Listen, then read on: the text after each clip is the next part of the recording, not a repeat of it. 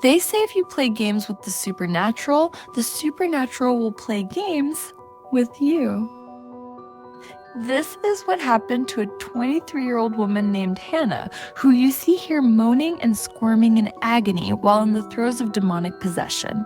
Her and her friends decided to play with a Ouija board in an effort to summon ghostly spirits from beyond.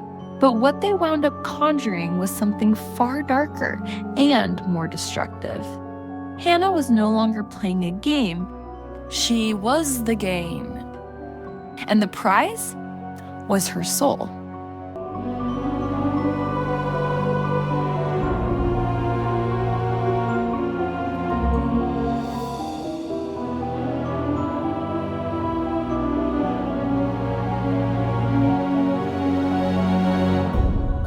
Hannah was from a conservative New England town and had began experimenting with a Ouija board, along with several of her friends. After one late night of attempting to channel the spirit of Hannah's recently deceased mother, the girls attracted a different type of supernatural entity, one of the demonic variety.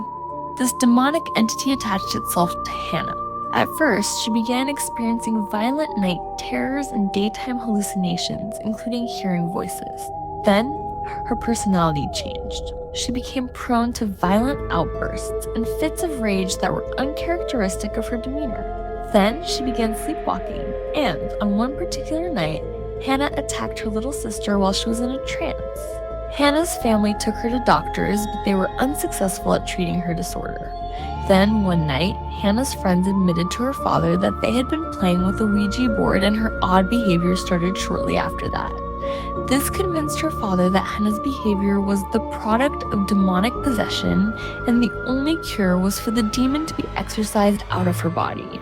In an act of desperation, Hannah's father called their church pastor, who came over to cast the demons out of her body.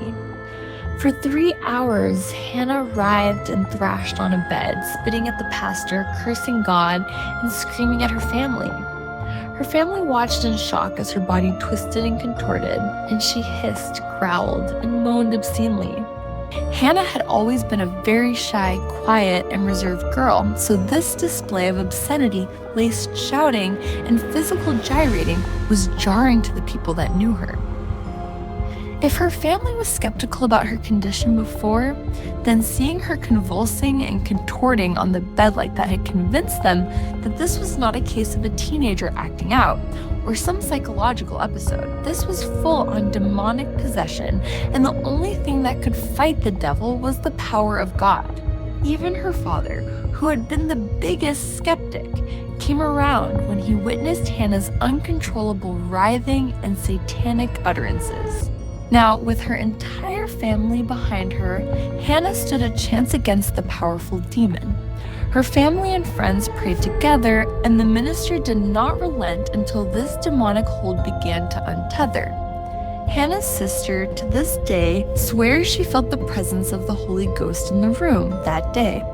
Hannah's demon fought and fought, but ultimately, good had won over evil. Finally, after a long and brutal night, Hannah's evil spirit had been driven from her writhing body, and it has never returned. Although Hannah herself has very little recollection of the whole ordeal, to this day, she has never touched a Ouija board again.